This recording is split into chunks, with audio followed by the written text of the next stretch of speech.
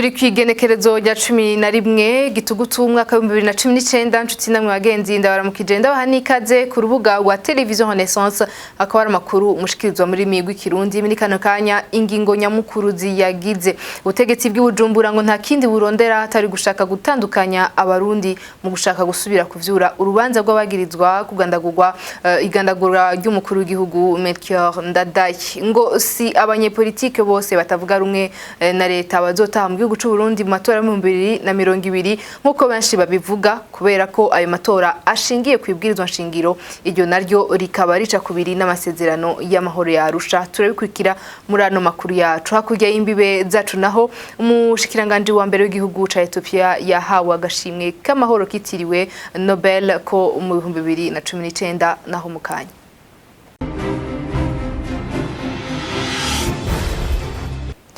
Dosiye kwa ikaze murano makuru yacu tuyatanguriye mu bijanye na politike abari kubarondera guca urubanza rw'abagandaguwe President Ndadaye ngo nta butungane bari ko bararondera ahubwo ngo bariko bashaka guteranya abarundi no kurondera kwihora abarongoye igihugu kubera babarwanije bakiri mw'ishamba ivyo bivugwa na Emmanuel Nkengurutse umunyepolitike akaba yahoze ari n'umukenguza mateka yari mu kiganiro Club de la Presse cashikirijwe na Patrick Mitabaro tumukurikira nico gituma barya tabutungane bariko barondera ingena bihora abantu batwara kera kumbe babagwanije igihe bari mu mashamba baragwana birakomera biragane ivyo nta bindi hanyuma rero bagene nkuko Alexandre yabivuze babikoreshe ku banyagihugu babo abanyagihugu batangwe kubata ko mwizero cyane bagende babikoreshe bakoresheje n'ibintu vy'ubwoko ariko ivy'ubwoko barabibonye yuko abanyagihugu ivyo ataco bigikora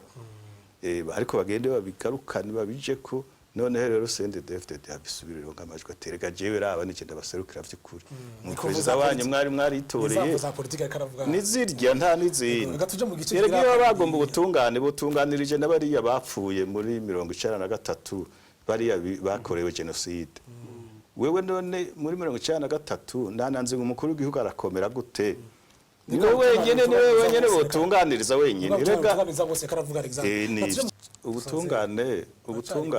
rega ubutungane si kuvuga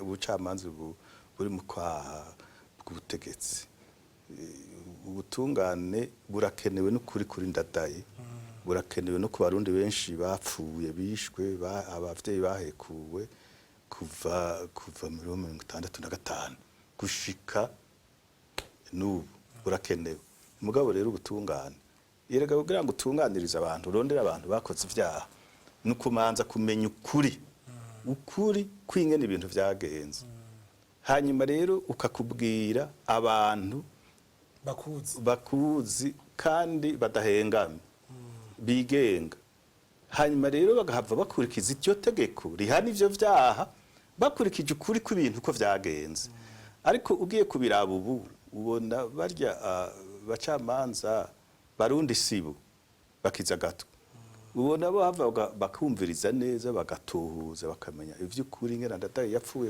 nayo runani rw'imigambwe CFOR Arusha rwasohoye itangazo aho rushaka gutanga umuco kubijanye n'abanyepolitike bariko barataha kwitegurira amatora mu 2020 Jean Bosco Ndayikengurukiye arongoye umugambwe CNDD-FDD akaba ari n'umunyamabanga nshingwabikorwa w'urwo runani amenyesha ko urwo runani rutarota rwitaba amatora kuko ayo matora ashingiye kwibwirizwa nshingiro naryo rikaba rica kubiri n'amasezerano y'amahoro ya Arusha ngo ntiyagire rero usubira kuvuga ko abanyepolitike batavuga rumwe na leta bariko baraganira na leta kugira bataye kwitaba ayo matora ngo baje gutegura umuzo w'abandi banyepolitike batavuga rumwe na leta bari hanze ibiro turabibeshuje mu runani CFOR Arusha kukaba nkako ndabibutse yuko ubwa mbere na mbere hoho urunani bitwa Senarede abarenga 80% bari hanze bari muri go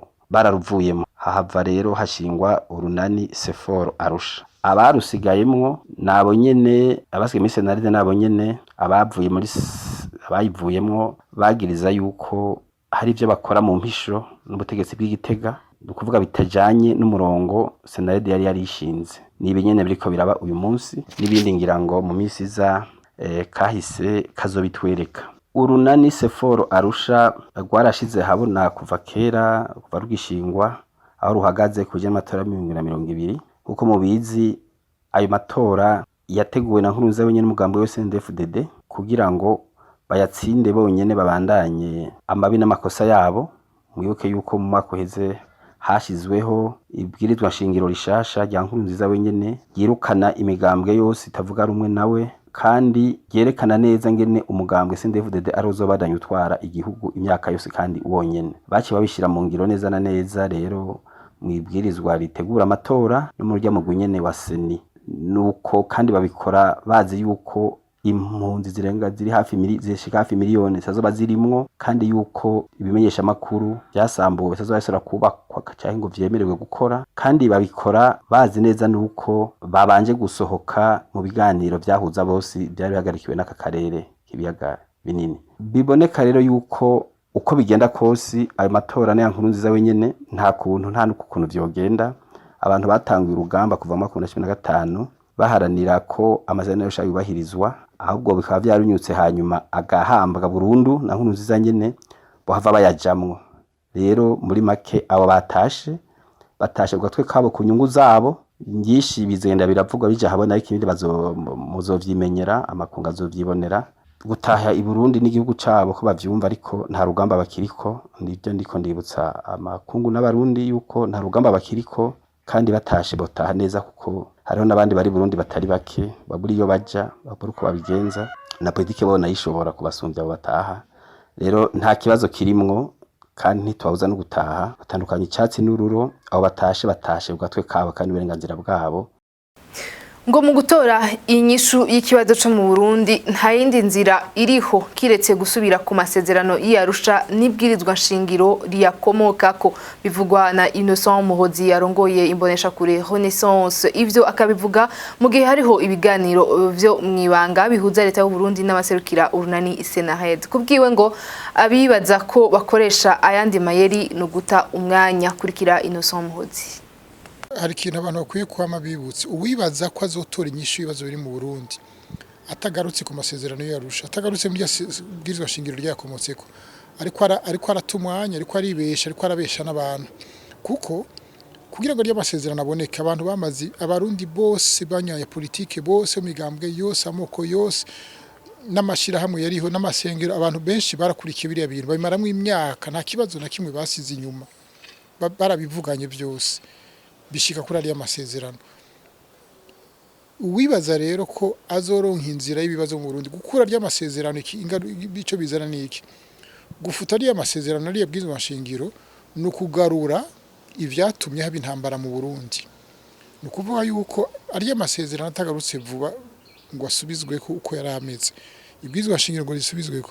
Nukuvuga ko Burundi no munsi uko umunsi uhera niko ivyatumye haba intambara n'indyane mu Burundi biriko biragaruka byose kandi biriya bituma byatumye haba ziya ntambara na ziya ngorane zose nibyo bizotuma nibindi bigaruka.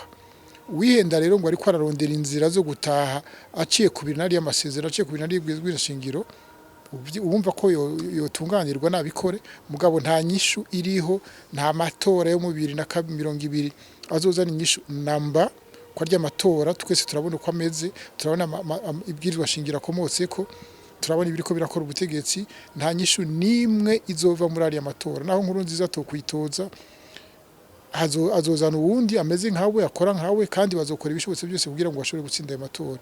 Inyishu rero iri mu gusubira mu biganiro niyo nyishu yoba nziza kurusha ibiganiro birimo bose kugira ibibazo turimo tubivemo mu kugarura ari amasezerano nta yindi nzira iriho. Wibaza ko ariko aragira ubwenge bundi buhambaye yatoye ariko aratumwanya wiwe n'uwabo ariko aratesha umwanya bandi.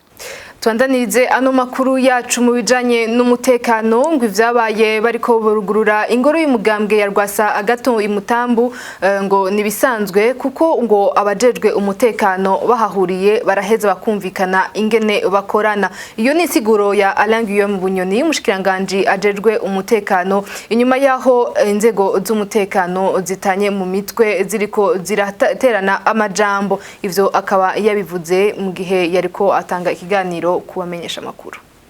Turazi yuko hariho umutegetsi yaragiye gukora ibikorwa by'umugambwe wiwe akaba afise abapolisi bamuherekeje hanyuma aho hantu abagiye gukorera haba hari n'abandi bapolisi bahakorera ko rero bashobora kuba bariko barapanga ingene baza gucungera umutekano hanyuma ugasanga barashoboye guharira kugira ngo bashike ku ntumbero y'ingene akazi bakagaburana neza nibisanzwe kandi birashika iyo barengeje urugero turaheza tukabahanura hanyuma gasubira ku mirimo iyo cagaragaye yuko ari ikosa ry'akazi baraheza bakarihanirwa ivyo rero muraze murabiturekera hanyuma tuzobibakorera neza namwe muronka umutekano mukora akazi kanyu mumeze neza hari muhuta turazi n'igihe byabereye ko nta mutsi wishibere nyazo hava yagiye buca tangura gukubita kwi komantere hari buca yongeramwe n'ijwi gwiwe habone nawe kongeramwe ikindi cyandiko gwiwe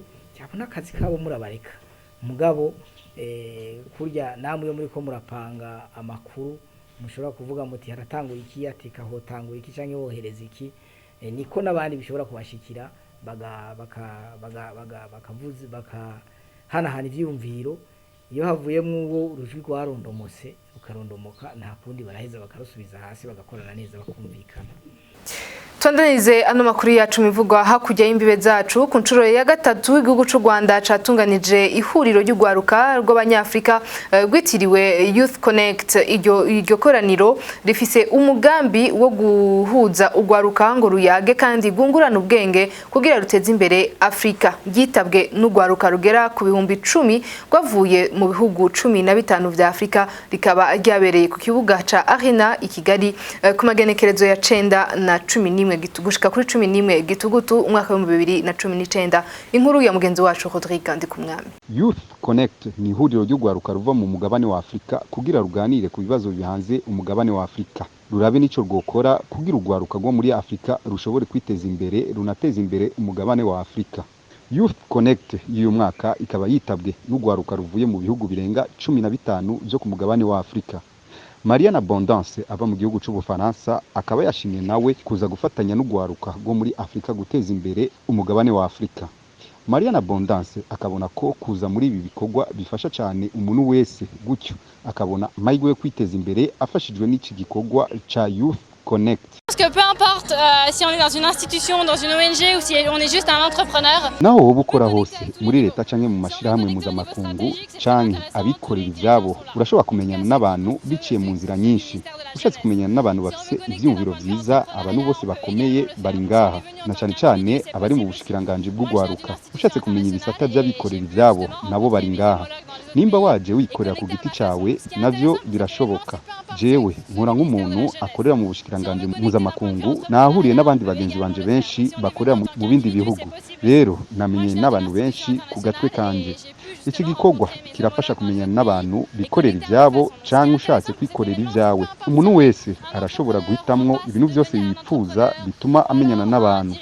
Tout le monde peut trouver du réseau intéressant et des contacts. Naho ku bwa Salubari ugwaruka ruba mu gihugu ca Guinée Conakry akabashima ivyiyumviro vyiza bishingwa n'ugwaruka rw'abanyarwanda bituma ugwaruka rwo ku mugabane wose wa Afrika rushobora kugira ivyiyumviro vyiza byo guteza imbere umugabane wa Afrika. Oui, Transform Africa d'ailleurs l'année prochaine. Ego, Transform Africa izotegurwa mu gihugu ca Guinée.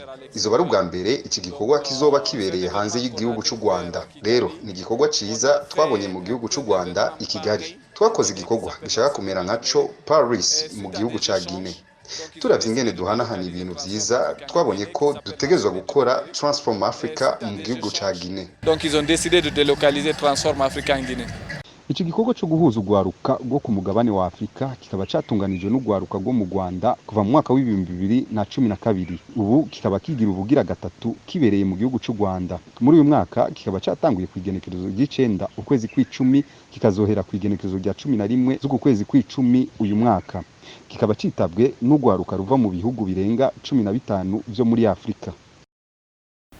ndagukengurukiye Rodrigue Ndikumwami turangize ano makuru yacu kuri no nkuru ivunaguye agashimwe k'amahoro kitiriwe Nobel ko mu mwaka wa 2019 uyu munsi karonkejwe umushikiranganje wa mbere wo mu gihugu ca Ethiopia Abiy Ahmed yagahawe kubera ubwira no kwitanga yakoresheje mu kurondera amahoro hagati y'igihugu ca Ethiopia na Eritrea. Ako gashimwe kandi katanzwe kugira gashimira abo bose bitanga mu kurondera amahoro no kunywanisha mu gihugu ca Ethiopia hamwe no mu bindi bice vya Afrika yo mu buseruko no mu buraruko bushira ubuseruko. Ni kuri no nkuru duciye dusozera ko ano makuru yacu ndabashimiye kubona mwadukurikiye naho butaha.